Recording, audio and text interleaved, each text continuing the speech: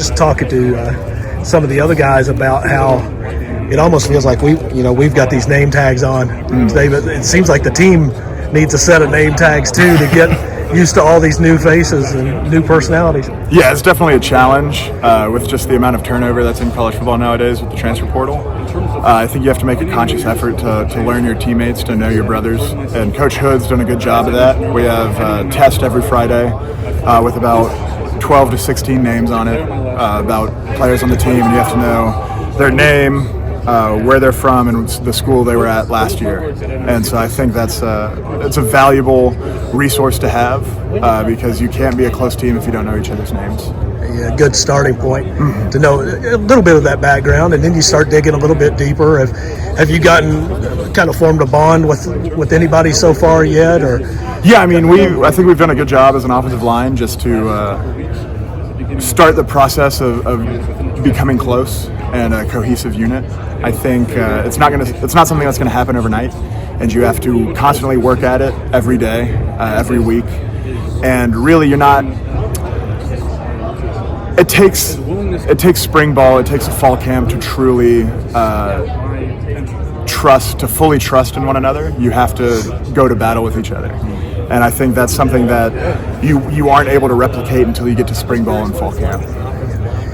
What was it that kind of attracted you to Kentucky when you got into the portal and tried to find a new college home? Were there some things here that drew you to?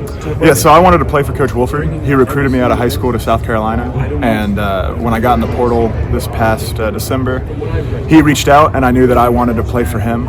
I knew that he could get the best out of me. He was going to push me every day to fulfill my potential.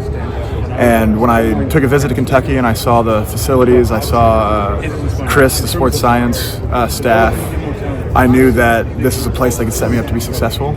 And if I did everything that was asked of me, I would be happy with the result.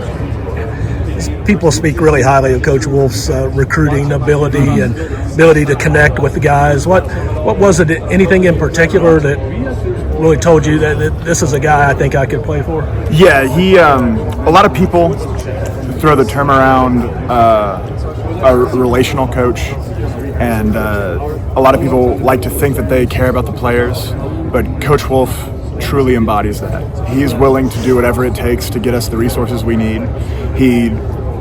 If we need anything and he can help, he will help, no matter what it is. And I think that's something valuable in an offensive line coach, and something that Coach Wolf does better than a lot of the coaches in the country. Josh, as an old guy who's had so much experience, as you all are trying to build a culture for this team, how did the transfers take over that? We've heard in the past maybe guys don't want to step on each other's toes when they come into it. It's basically all new guys in offense. So how are you all kind of implementing that yourselves? Yeah, I think you just have to work every day. You have to show what you're about. You can't talk the talk. You have to be about it. And players can tell when somebody's being fake.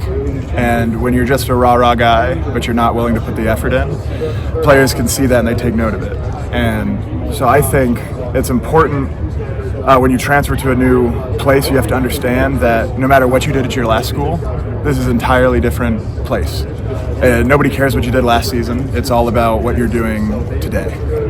What were your impressions of Kentucky before playing at two other SEC schools before this process started? What were you thinking about? Yeah, so I played Kentucky when I was at Florida for 3 years.